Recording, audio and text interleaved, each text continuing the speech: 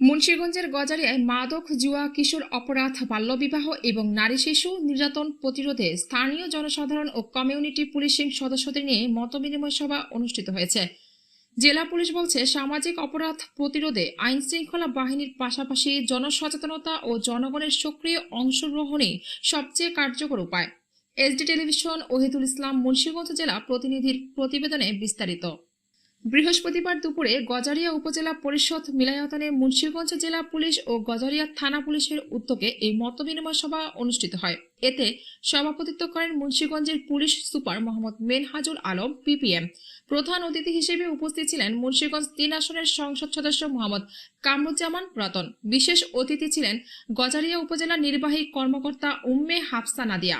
সভায় বক্তারা বলেন, মাদক, জুয়া, কিশোর অপরাধ, বাল্যবিবাহ এবং নারী শিশু নির্যাতন সহ বিভিন্ন সামাজিক অপরাধ প্রতিরোধে জনসচেতনতা বৃদ্ধি ও সম্মিলিত উদ্যোগ গ্রহণের কোনো বিকল্প নেই।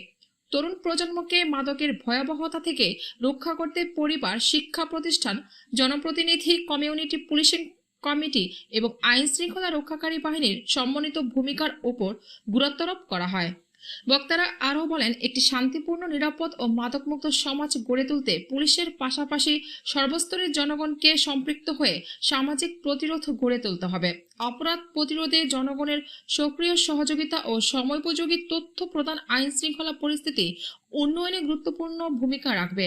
সভা শেষে গজারিয়াকে মাদক, জুয়া ও অন্যান্য সামাজিক অপরাধমুক্ত নিরাপদ জনপদ হিসেবে গড়ে তুলতে সবাই সম্মিলিতভাবে কাজ করার অঙ্গীকার ব্যক্ত করেন।